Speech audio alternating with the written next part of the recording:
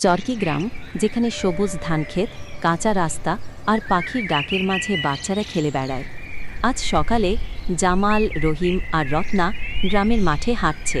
শোনো শোনো, কুদ্দুস কাকা নাকি আজ সবাইকে ডাকছে, নতুন কিছু শেখাবে। আরে আবার কি শিখবে? স্কুলেই তো জান খারাপ হয়ে যায়, তার ওপর কুদ্দুস কাকার কথা শুনতে হবে। ওই দুষ্টু কুদ্দুস কাকার কথা শোনা মানে শিখা। উনি অনেক কিছু জানেন, চল দেখি না।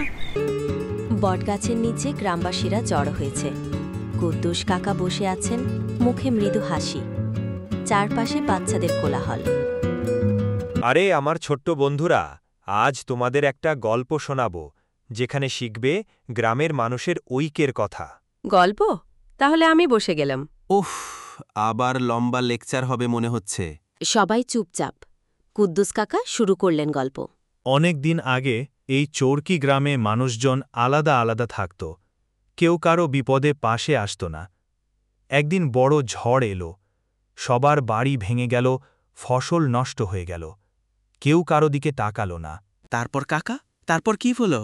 তারপর গ্রামের একজন বুড়ো বললেন, সবাই এক হলে এই ঝড় মোকাবিলা করা যাবে।